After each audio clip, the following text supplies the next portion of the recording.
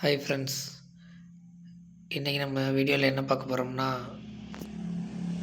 Don't quit trading. நீங்கள் ட்ரேடிங்கை விட்டுறாதீங்க அப்படின்னு தான் நான் அதை பேச போகிறேன். ஏன்னா ஸ்டார்டிங்கில் நான் ஒரு MCX trader, crude oil trader. அதன் பிறகு அது சரியாக கற்றுக்க முடியல. ஸோ நான் நிறையா லாஸ் பண்ணேன். அதனால் அதுக்கப்புறம் க்ரூட் ஆயிலை கற்றுக்கிட்டு நான் ட்ரேட் பண்ணணும்னு நினைக்கும் போது மார்ஜினை இன்க்ரீஸ் பண்ணிட்டாங்க. அவங்களுக்கே தெரியும், ரூல்ஸ்லாம் நிறையா மாறிடுச்சு. அதன் பிறகு நான் இந்தியன் மார்க்கெட்டுக்குள்ளே போகலான்னு நினச்சி இந்தியன் மார்க்கெட்டுக்குள்ளே வரும்போது நான் ஆப்ஷன்ஸ் தான் ட்ரை பண்ணேன். ஏன்னா அதான் மணி கம்மியாக இருக்கும் அப்படின்னு சொல்லிட்டு ஆப்ஷன்ஸ் ட்ரை பண்ணேன். ஸோ அதுலேயும் லாஸ் வந்தது. அதன் பிறகு ஆப்ஷன் செல்லிங் கற்றுக்கிட்டேன். ஸோ செல்லிங் கற்றுக்கிட்டதுக்கப்புறம் என்கிட்ட கேபிட்டலே இல்லை, ஆப்ஷன் செல் பண்ணேன். சரி, அடுத்து என்ன தான் பண்ணுறதுன்னு நான் ஒரு யோசனையில் இருந்தப்போ ஃபண்டட் அக்கௌண்ட்ஸ் அப்படிங்கிறத பற்றி ஒருத்தர் வீடியோ போட்டிருந்தார் யூடியூப்பில். ஸோ அதை பார்த்துட்டு ஃபண்டட் அக்கௌண்ட்ஸ் நீங்கள் காசு போட வேணாம், அவங்க காசு தருவாங்க அப்படின்னு சொன்னோடனையும் எனக்கு ஒரு இன்ட்ரெஸ்ட் வந்துச்சு. சரி, நம்மகிட்ட தான் காசே இல்லையே, ஸோ இதுக்கு மேலே ட்ரேடிங் பண்ண நம்ம காசு திருப்பி ரெடி பண்ண முடியாது, அதுக்கு பேசாமல் நம்ம ஃபண்டட் அக்கௌண்ட்டே ட்ரேட் பண்ணிடலாம் அப்படின்னு சொல்லிட்டு அதுக்கப்புறம் தான் நான் பேசிக்ஸே கற்றுக்கிட்டேன். What is forex, what is pips, what is lot, எல்லாத்தையும் ஒவ்வொன்றா டெய்லி ஒரு வீடியோவாக பார்த்து கற்றுக்கிட்டு அதன் பிறகு ட்ரேடிங் வியூவில் போயிட்டு நம்ம Indian chart, MCX, crude oil எல்லா சார்ட்டையும் ஒதுக்கி வச்சுட்டு ஃபாரெக்ஸில் இருக்க pairs, euro USD, GBP USD, CAD USD, செஃப் யூஎஸ்டி, நாளை மெயினாக எடுத்து நாளையும் பார்த்தேன். ஏன்னா மெயினான பேர்ஸ் அதுதான். ஸோ அதனால் அதை யூஎஸ்டி, ஜேபிஒய் அது எல்லாம் சேர்த்து நான் கொஞ்சம் அனலைஸ் பண்ணேன். நான் ஒரு சிபிஆர் ட்ரேடர்னால எல்லாத்தையும் சிபிஆர் வச்சு அனலைஸ் பண்ணேன். நான் வேறு ஒரு ஸ்ட்ராட்டஜிகளை போக விரும்பலை. ஆல்ரெடி நமக்கு என்ன தெரியுமோ அதையே வச்சு நம்ம அந்த மார்க்கெட்டை பார்ப்போம்னு சொல்லிட்டு நான் புதுசாலாம் எந்த ஸ்ட்ராட்டஜிக்கும் போக விரும்பலை. அதனால் நான் சிபிஆரையே வச்சு அனலைஸ் பண்ணேன். சிபிஆர் வித் மூவிங் ஆவரேஜ் தான் நான் ஃபஸ்ட்டு பண்ணேன், மூவிங் ஆவரேஜ். அதன் பிறகு அந்த ஸ்ட்ராட்டஜியில் ஒரு சின்ன மாற்றம் கொண்டு வரணும் அப்படின்னு சொல்லிட்டு ஸோ அதுக்கப்புறம் கொஞ்சம் ஐசிடி அதெல்லாம் கொஞ்சம் பார்த்தேன், எஸ்எம்சி பார்த்தேன். ஸோ இந்த எஸ்எம்சி பார்த்ததுக்கப்புறம் தான் நம்ம change of character, break of structure அதை கொஞ்சம் நான் உள்வாங்கிக்கிட்டேன். ஸோ சிபிஆரில் கொஞ்சம் எஸ்எம்சி எல்லாம் யூஸ் பண்ணி அதன் பிறகு தான் நான் என்னோடய ஸ்ட்ராட்டஜியை உருவாக்கினேன். ஸோ நீங்கள் இது ஒரு ஈஸி, இது உடனே கற்றுக்கிட்டுலாமா அப்படின்னா கொஞ்சம் கண்டிப்பாக டைம் எடுக்கும். எல்லா பிஸ்னஸுக்கும் ஒரு டைம் எடுக்கிற மாதிரி இதுக்கு ஒரு டைம் எடுக்கும். நீங்கள் கொஞ்சம் டைம் மட்டும் கொடுங்க, கண்டிப்பாக நீங்கள் லேர்ன் பண்ணிக்கலாம். கண்டிப்பாக நீங்கள் ஒரு ஃபாரெக்ஸ் ட்ரேடராக மாறலாம். எனக்கு மணிலாம் பர்சனலாக இல்லை, நான் டைம் மட்டும்தான் இதுக்காண்டி ஒதுக்கினேன். ஸோ டைம் கொடுத்து நான் லேர்ன் பண்ணிக்கிட்டேன். ஆக்சுவலாக நீங்கள் மார்க்கெட்டில் ஏதாவது லாஸ் பண்ணியிருந்தீங்கன்னா, நீங்கள் குவிட் பண்ணணும்னு நினச்சிங்கன்னா தயவு செஞ்சு பண்ணாதீங்க. ஏன்னா நீங்கள் லாஸ் பண்ண அமௌண்ட்டை வேறு எதுலேயுமே எடுக்க முடியாது. எடுக்கலாம், வேறு பிஸ்னஸ் நீங்கள் திருப்பி கற்றுக்கிட்டு திருப்பி அதில் எடுக்கலாம். இல்லை பிஸ்னஸே பண்ணாமல் நீங்கள் மார்க்கெட்டில் லாஸ் பண்ணிட்டு அதுக்கப்புறம் நீங்கள் நார்மலான தொழிலுக்கு போனீங்கன்னா கண்டிப்பாக என்றைக்குமே அந்த லைஃப்லாம் உங்கள்கிட்ட அந்த சிந்தனை இருந்துகிட்டே இருக்கும். நம்ம அன்றைக்கி ட்ரேடிங்கில் லாஸ் பண்ணோமே, நம்ம அந்த காசை வேறு எதில் போட்டுருந்தா நீங்கள் நல்லா இருந்திருக்கலாமே, ஸோ ட்ரேடிங் பண்ண தப்பாச்சே அப்படின்னு லைஃப் லாங் நீங்கள் புலம்புறதை விட நீங்கள் ஆல்ரெடி கொஞ்சம் ட்ரேடிங்கை பற்றி கற்றுக்கிட்டு இருப்பீங்க. இன்னும் கொஞ்சம் எஃபர்ட் போட்டிங்க, எஃபர்ட் கூட இல்லை, டைம் போட்டிங்கன்னா போதும். இன்னும் கொஞ்சம் டைம் இன்ஸ்டாகிராமுக்கு ஒதுக்குறதுக்கு போல் தான், யூடியூப்புக்கு ஒதுக்குறதுக்கு போல் தான், ஃபேஸ்புக்கு ஒதுக்குறதுக்கு போல் தான், டெய்லி ஒரு 1 ஹவர் ட்ரேடிங் கற்றுக்காக நீங்கள் ஒதுக்கிட்டிங்கனாலே போதும். அதுவே நீங்கள் லேர்ன் பண்ணதுக்கு யூஸ் ஆகும். ஸோ நீங்கள் லாஸ் பண்ண மார்க்கெட்டில் என்ன லாஸ் பண்ணீங்களோ அந்த லாஸை நீங்கள் மார்க்கெட்லேயே எடுத்துக்கலாம். ஸோ நீங்கள் வேறு ஒரு துறையில் போய் மார்க்கெட்டில் லாஸ் பண்ண அமௌண்ட் எடுக்கணும் அப்படின்னு போய் தேட வேணாம். ஏன்னா வேறு ஒரு துறைக்கு போனீங்கன்னா நீங்கள் மறுபடியும் ஃபஸ்ட்லேருந்து நீங்கள் அந்த துறையை லேர்ன் பண்ணணும். இதை ஆல்ரெடி கொஞ்சம் நீங்கள் லேர்ன் பண்ணியிருப்பீங்க, அதனால் ஈஸியாக நீங்கள் இந்த துறையில் சக்ஸஸ் பண்ணலாம். அதனால் ட்ரேடிங்கை குவிட் பண்ணணும் அப்படிங்கிற ஆசையை விட்டுருங்க. நான் குட் பண்ண நினச்சா நான் க்ரூட் ஆயில் ட்ரேட் பண்ணேன்னு சொன்னேன். அங்கேயே நான் லாஸ் பண்ணிட்டேன். நான் அப்போவும் நான் என் தோல்வியை ஒத்துக்கலை. அதுக்கப்புறம் இந்தியன் மார்க்கெட் வந்தேன். அப்போவும் லாஸ் பண்ணேன். அப்போவும் நான் என் தோல்வியை ஒத்துக்கலை.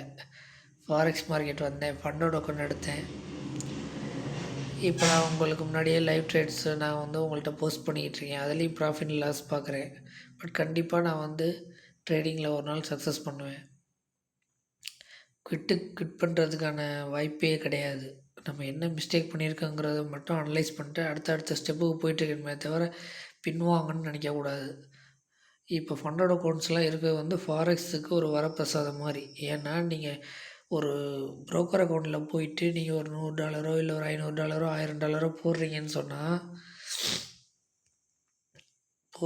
சொன்னால் அது வந்து லாஸ் ஆச்சுன்னா, ஸோ அது ஏன் லாஸ் ஆச்சுன்னு கூட உங்களால் அனலைஸ் பண்ண முடியாது. ஏன்னா நீங்கள் சம்பாதிக்கணும் அப்படின்ட்டு நீங்கள் ஒரு ஆசையில் கொண்டே போட்டுட்டு அது லாஸ் ஆனோடனே ஃபீல் பண்ணிட்டு உட்காந்துருப்பீங்க. உங்கள்கிட்ட ஒரு பெரிய ஐடியாவே இருக்காது. ஏன்னா அது ஒரு எக்ஸாம் கிடையாது. அது வந்து நீங்கள் ரியலாக ட்ரேட் பண்ண ஆரம்பிச்சிடுறீங்க.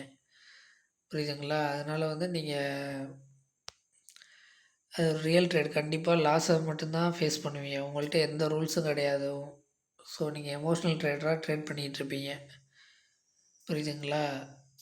ஆனால் அதே நேரத்தில் நீங்கள் ஒரு ஃபண்டட் சேலஞ்ச் எடுத்தீங்கன்னா அவங்களே ரூல்ஸ் போட்டுடுறாங்க. அவங்களே வந்து உங்களுக்கு ரூல்ஸ் போட்டுடுறாங்க. ஒரு 8% இல்லை 10% தான் ஸ்டாப் லாஸ் கொடுக்குறாங்க. ஸோ அந்த 10% வச்சுக்கிட்டு நீங்கள் ஒரு 10% எடுத்துக்காமீங்க அப்படிங்கிறாங்க. புரியுதுங்களா? $10,000 அக்கௌண்ட்டுன்னு சொல்லிட்டு உங்களுக்கு 10% தான் லாஸ் பண்ணலான்னு சொல்லியிருக்காங்க. புரியுதுங்களா? அப்போ கிட்டத்தட்ட அது வந்து $10,000 அக்கௌண்ட்டு கிடையாது. அது வந்து $1000 அக்கௌண்ட்டு. உங்கள்கிட்ட ஒரு $1000 கொடுத்து அந்த $1000 வச்சுக்கிட்டு இன்னொரு $1000 மேக் பண்ண சொல்லியிருக்காங்க. ஸோ அது ஒரு பெரிய டஃப்பான ஜாப். ஏன்னா 100% மேக் பண்ணணும். அப்போது ஒரு 100% மேக் பண்ணோம்னா கண்டிப்பாக நீங்கள் ஒரு 2-3 மந்த்ஸ் எடுத்துக்கணும். ஆனால் நீங்கள் யாரும் அதை எடுக்க போகிறது கிடையாது. யார் 2-3 மந்த்ஸ் ட்ரேட் பண்ணுவீங்க? யாரும் பண்ண மாட்டீங்க. நீங்கள் அவசர அவசரமாக ட்ரேட் பண்ணி அந்த லாஸ் பண்ணிடுவீங்க. அந்த லாஸ் தான் உங்களுக்கு ப்ராஃபிட்டு. ஸோ நீங்கள் 10% கொடுத்து 10% எடுக்க சொன்னனால சில லாஸஸ் பண்ணுவீங்க. பட் அதுக்கப்புறம் நீங்கள் கொஞ்சம் கற்றுக்குவீங்க. அதுக்கப்புறம் ப்ராப்பராக பண்ணுவீங்க. நீங்கள் வந்து பே அவுட் எடுப்பீங்க. ஸோ உங்கள் எமோஷ்னலில் எல்லாமே அவங்க ரூல்ஸ்க்கு கீழே வந்து நீங்கள் கண்ட்ரோல் பண்ணி கொண்டு வந்து அந்த ப்ராஃபிட்டபிள் ட்ரேடர் ஆவீங்க. அதுக்கு நீங்கள் கொஞ்சம் காசு செலவு பண்ணுவீங்க. $50 $100 இப்படி செலவு பண்ணுவீங்க. செலவு பண்ணிட்டு நீங்கள் வந்து கற்றுக்கிட்டுலாம். அதே ரியல் அக்கௌண்ட்டில் நீங்கள் ஒரு $100 போடுறீங்கன்னு வச்சுக்கங்களேன், 2 நாளில் காலி பண்ணிடுவீங்க எனக்கு தெரிஞ்சு. இல்லை ஒரு வாரத்தில். ஏன்னா உங்கள்கிட்ட எந்த ரூல்ஸும் கிடையாது. ஸோ ஃபண்டட் அக்கௌண்ட்ஸ் பண்ணும்போது நீங்கள் ரூல்ஸை பிரேக் பண்ணுவீங்க. அப்போது உங்களுக்கு வந்து நம்ம ரூல்ஸை பிரேக் பண்ணிட்டோமே, இனிமேல் ரூல்ஸை ஃபாலோ பண்ணணும் அப்படின்ட்டு நீங்கள் அடுத்த அக்கௌண்ட் எடுப்பீங்க. ஸோ மிஸ்டேக் பண்ண புதுசாக நீங்கள் கற்றுக்கிட்டு அதுக்கப்புறம் நல்லா ட்ரேட் பண்ணுவீங்க. ஸோ ஃபண்டட் அக்கௌண்ட்டில் வந்து ஆரம்ப கட்டத்தில் நீங்கள் ஒரு $5,000 அக்கௌண்ட்டு கூட எடுங்க. அதை நீங்கள் ஃபெயில் பண்ணுங்கள். அதன் பிறகு இன்னொரு $5,000 அக்கௌண்ட் எடுங்க. அதை நீங்கள் பாஸ் பண்ண ட்ரை பண்ணுங்கள். அதுலேயும் நீங்கள் ஃபெயில் ஆகிட்டிங்கன்னா அடுத்த ஒரு $5,000 அக்கௌண்ட் எடுங்க. அதில் கண்டிப்பாக எல்லா ஃபெயிலியர்ஸ்லேருந்து நீங்கள் என்ன கற்றுக்கிட்டீங்களோ அதை போட்டு எஃபர்ட் போட்டு நீங்கள் அந்த அக்கௌண்ட்டை பாஸ் பண்ணுங்கள். கண்டிப்பாக 2 to 3 மந்த்ஸ் ஆகும். பட் நீங்கள் ஃபண்டட் அக்கௌண்ட் பாஸ் ஆனீங்கன்னா ஃபாரெக்ஸ் மார்க்கெட்டில் நீங்கள் பெரிய ஆள் ஆகிட்டீங்கன்னு அர்த்தம்.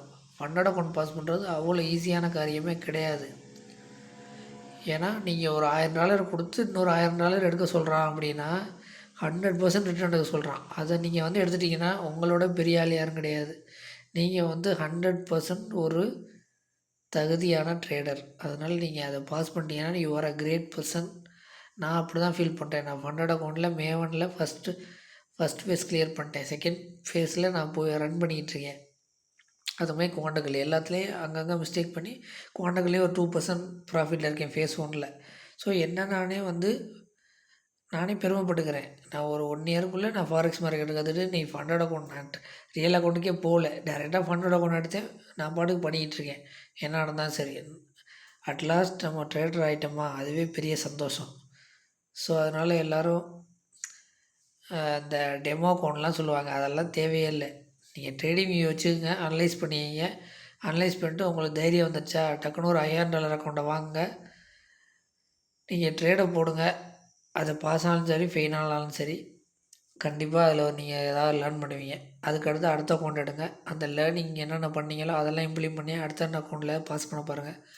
அதையும் ஃபெயில் பண்ணிட்டீங்கன்னா அதுக்கு அடுத்த அக்கௌண்ட்டில் நீங்கள் பாஸ் பண்ணணும்.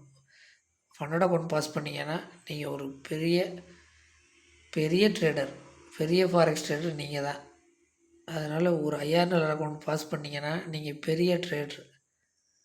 தாராளமாக நீங்கள் அதுக்கப்புறம் ரியல் அக்கௌண்ட்டில் போய் எவ்வளோ வேணாலும் ஃபண்டை போட்டு நீங்கள் ட்ரேட் பண்ணிக்கலாம். ஸோ இது ஒரு நல்ல வாய்ப்பு. அதனால் இந்த ட்ரேடிங்கை குட் பண்ணுற ஆசையெல்லாம் விட்ருங்க. ஃபண்டட் அக்கௌண்ட்டு கூடிய சீக்கிரம் பை பண்ணுங்கள், ட்ரேட் பண்ணுங்கள்.